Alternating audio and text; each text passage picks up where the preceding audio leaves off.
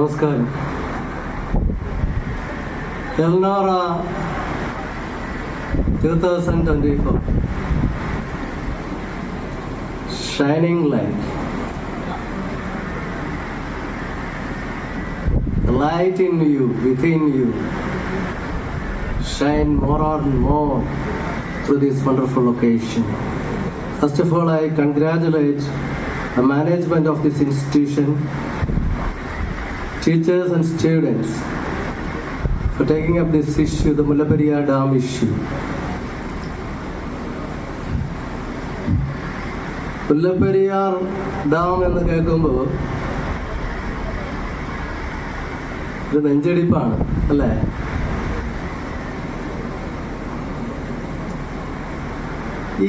ഈ ഏതാനും മാസങ്ങൾക്ക് മുമ്പ്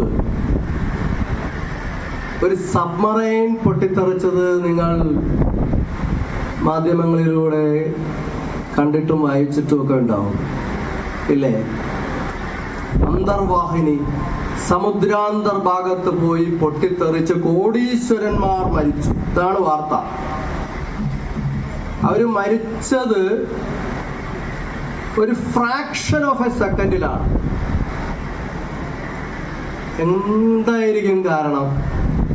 സബ്മറൈൻ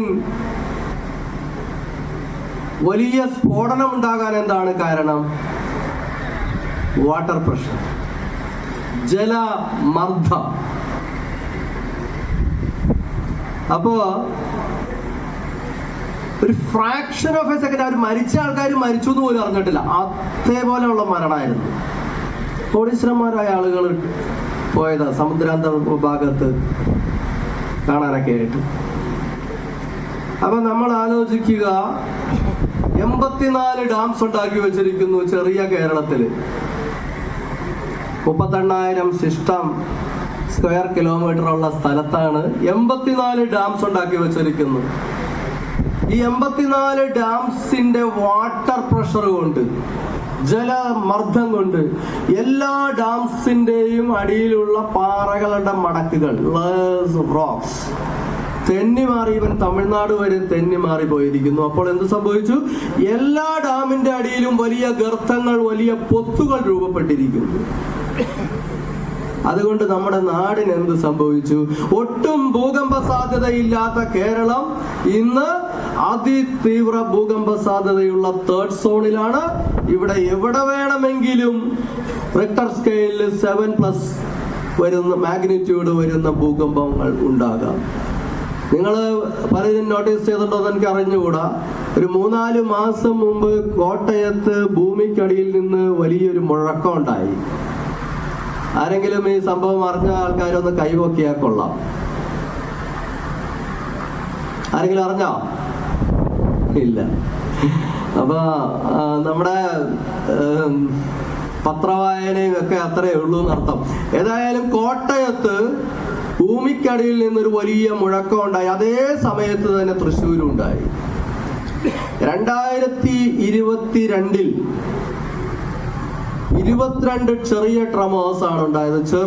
ചെറു ഭൂകമ്പങ്ങൾ എന്ന് വേണമെങ്കിൽ പറയാം കേരളത്തിലുണ്ടായത്. 2022 തൊട്ട് ഈ ഭൂകമ്പങ്ങൾ കൂടിക്കൂടി വന്ന് 2 റിക്ടർ സ്കെയിലിൽ 2 മാഗ്നിറ്റ്യൂഡ് കാണിച്ച ഭൂകമ്പം കൂടിക്കൂടി വന്ന് 3.4 ഫിനിഷ് ചെയ്തിരിക്കുന്നു. എത്ര ഭൂകമ്പാണെന്നറിയോ? 100ഓളം ഭൂകമ്പങ്ങൾ. ഇപ്പോൾ ഞാൻ ഈ സംസാരിക്കുന്ന ഈ സമയത്ത് പോലും ഇവിടെ ഒരു റിക്ടർ സ്കെയിലിൽ 7 മാഗ്നിറ്റ്യൂഡ് വരുന്ന ഒരു ഭൂകമ്പം ഉണ്ടായി. നമ്മുടെ മുമ്പിലുള്ള കെട്ടിടങ്ങൾ തകർന്നു വീഴാം. ഞാൻ പറയുന്നതല്ല, സീസ്മോളജിസ്റ്റുകൾ പറയുന്നതാണ്. 1900 നല്ലേപ്പിള്ളി എന്ന് പറയുന്ന ഒരു പാലക്കാടൻ ഗ്രാമം, ചിറ്റൂർ താലൂക്കിലെ ഒരു ഗ്രാമം, അവിടെ റിക്ടർ സ്കെയിലിൽ 6.1 വരുന്ന ഒരു ഭൂകമ്പം ഉണ്ടായി. കോയമ്പത്തൂർ ഭൂകമ്പം എന്നാണ് അത് അറിയപ്പെടുന്നത്. അതിന്റെ പ്രകമ്പനങ്ങൾ കൊച്ചി വരെ എത്തി. ഒരുപാട് ആളുകൾ മരിച്ചു, ഒരുപാട് കെട്ടിടങ്ങൾ തകർന്നു വീണു. ഇപ്പോൾ സീസ്മോളജിസ്റ്റുകൾ വരുന്നു, ഭൗമശാസ്ത്രജ്ഞന്മാർ പറയുന്നു ആ ഭൂകമ്പം ആവർത്തിക്കാം. എപ്പോഴാണ് ആവർത്തിക്കുന്നത്? 1900 കഴിഞ്ഞ് 100 വർഷത്തിന് 30 വർഷം മുമ്പോ 100 വർഷം കഴിഞ്ഞിട്ട് 30 വർഷത്തിനുള്ളിലോ, ഇതാണ് അവരുടെ അനുമാനം. അപ്പോ ഇന്ന് അങ്ങനെ ഒരു ഭൂകമ്പം ഉണ്ടായാൽ നിങ്ങളൊന്ന് ആലോചിച്ച് നോക്ക്. ഉത്തുംഗ ശൃംഗങ്ങളായ മണിമന്ദിരങ്ങൾ പണിതു വെച്ചിരിക്കുന്നു. ഇന്ന് എന്തായിരിക്കും കാഷ്വാലിറ്റി, എന്തായിരിക്കും മരണനിരക്ക്, എന്തായിരിക്കും ജനങ്ങളുടെ ദുരിതം? ഏതായാലും 100 വർഷത്തിന് 30 വർഷം മുമ്പ് ഉണ്ടായില്ല. അപ്പൊ 100 വർഷം കഴിഞ്ഞിട്ട് 30 വർഷത്തിനുള്ളിൽ എന്ന് പറയുമ്പോൾ ഇപ്പൊ 24 വർഷമായി. ഒരു 6 വർഷത്തിനുള്ളിൽ ഇത് സംഭവിക്കാമെന്നാണ് ഭൗമശാസ്ത്രജ്ഞർ പറയുന്നത്. അപ്പോ കേരളത്തിലെ ഇപ്പൊ മുല്ലപ്പെരിയാർ ഡാമാണ് ഒരു ദുരന്ത സാധ്യതയുള്ളത് എന്ന് പറയുന്നു. അല്ല എന്നല്ല, അത് മാത്രമല്ല, ഏത് ഡാമിനും ഏതു നിമിഷവും തകർന്നു വീഴാവുന്ന ഒരവസ്ഥയിലാണ് കേരളത്തിന്റെ ഭൗമാന്തരീക്ഷം. കേരളത്തിന്റെ ഭൂമിയുടെ ഘടന എല്ലാം അതാണ്. അപ്പൊ നിങ്ങൾ ഒരുപാട് കേട്ടിട്ടുണ്ട് മുല്ലപ്പെരിയാർ ഡാം തകർന്നാൽ എന്ത് സംഭവിക്കും. അതുകൊണ്ട് തന്നെ ഞാൻ അതിലേക്ക് കടക്കുന്നില്ല. അതിന്റെ ആ ജലത്തിന്റെ അതിമർദ്ദം കാരണമുള്ള തകർച്ചയുടെ വ്യാപ്തിയിലേക്ക് ഞാൻ കടക്കുന്നില്ല. അധികമാരും സംസാരിക്കാത്ത ഒരു വിഷയത്തിലേക്ക് കടക്കാം. നിങ്ങൾ മനസ്സിലാക്കുക, നിങ്ങൾക്ക് ഓൾറെഡി അറിയാം, മുല്ലപ്പെരിയാർ ഡാമിന്റെ അടിയിൽ കൊച്ചിൻ ഓയിൽ റിഫൈനറി ഉണ്ട്, BPCL അല്ലേ? BPCL മുല്ലപ്പെരിയാറുമായിട്ട് എന്താണ് ബന്ധം എന്ന് നിങ്ങൾ ചിന്തിക്കൂ. ഞാൻ ഒരിക്കൽ കൊച്ചിൻ ഓയിൽ റിഫൈനറിയിലെ ഒരു ടാങ്ക് കത്തിയത് കണ്ടതാണ്. അപ്പൊ അത് കെടുത്താനായിട്ട് പോയി നിൽക്കുന്ന ഫയർ ഓഫീസറെ വെള്ളം ഒഴിച്ച് തണുപ്പിക്കുന്നു. അപ്പൊ ചൂട് അവസ്ഥ നിങ്ങൾ ആലോചിച്ച് നോക്ക്. ഒരു മൊബൈലിലെ സ്പാർക്ക് മതി അത് കത്തുപിടിക്കാൻ. ആലോചിച്ച് നോക്ക് നിങ്ങൾ, നമ്മുടെ അവസ്ഥ എന്താവും? നിങ്ങളുടെ വീടുകളിലൊക്കെയുള്ള LPG സിലിണ്ടേഴ്സിന്റെ ഗ്യാസ് മുഴുവൻ പുറത്തേക്ക് വരുന്നു.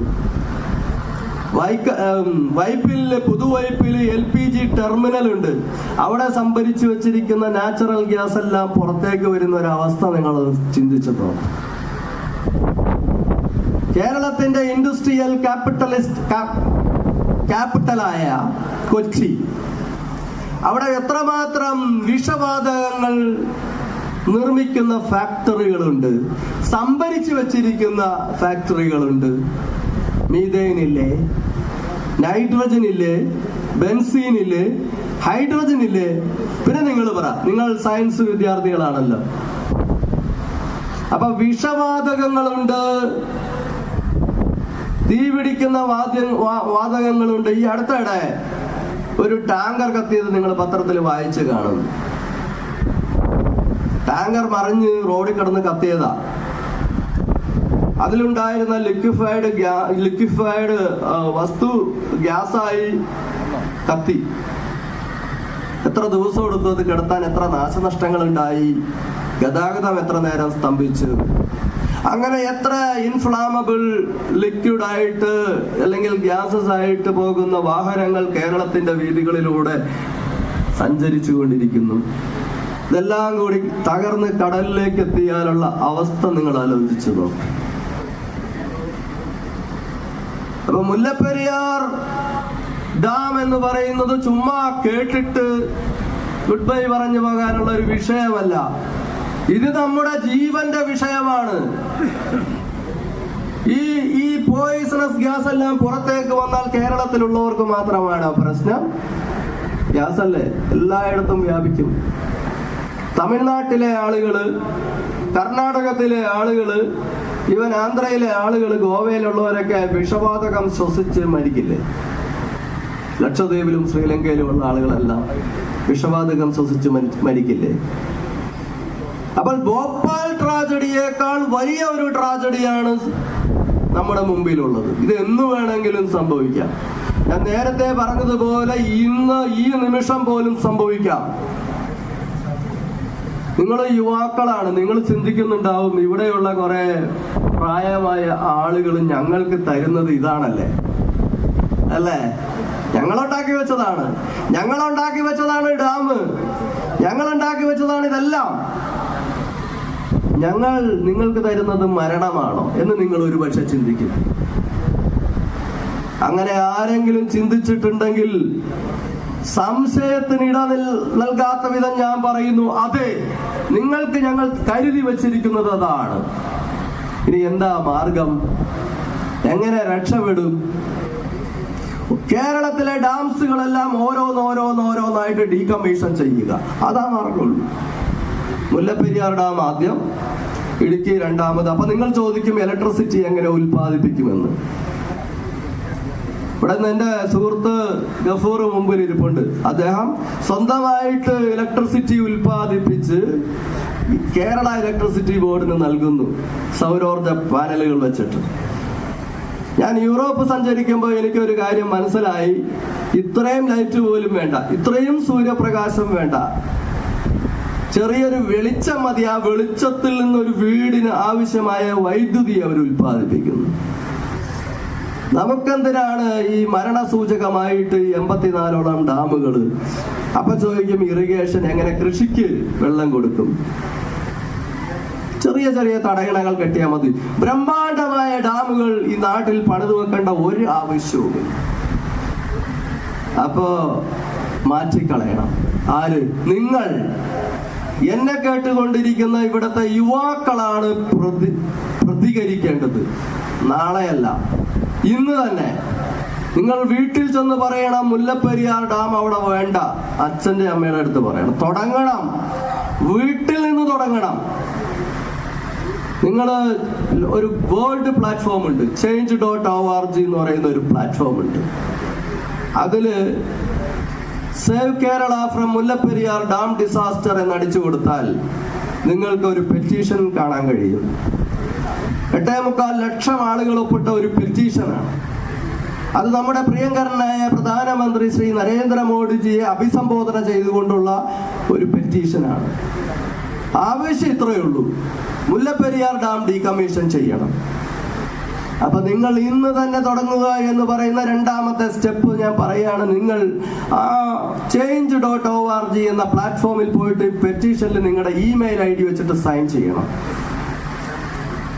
3.5 കോടി ജനങ്ങളുള്ള ഒരു സംസ്ഥാനത്ത് പകുതി പേരൊപ്പിട്ടാൽ പ്രധാനമന്ത്രി ശ്രദ്ധിക്കത്തില്ല. വേണ്ട, 4/1 ആളുകളെങ്കിലും ഒപ്പിട്ടാൽ തീർച്ചയായും നമ്മുടെ പ്രധാനമന്ത്രിക്ക് അത് പരിഗണിക്കേണ്ടി വരും. കാരണം അതൊരു ഇന്റർനാഷണൽ പ്ലാറ്റ്ഫോമാണ്, ലോക നേതാക്കൾ കണ്ടുകൊണ്ടിരിക്കുന്നു.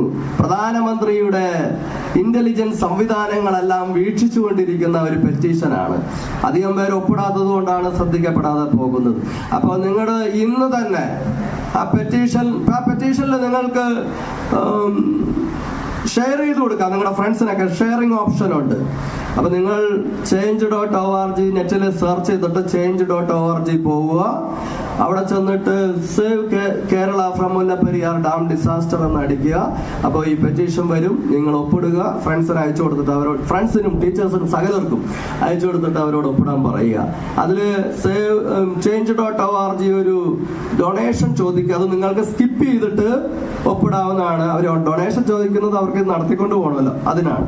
അത് സ്കിപ്പ് ചെയ്തിട്ട് നിങ്ങൾക്ക് ഒപ്പിടാവുന്നതാണ്. അപ്പോൾ ഞാൻ ഏറെ പറയുന്നില്ല.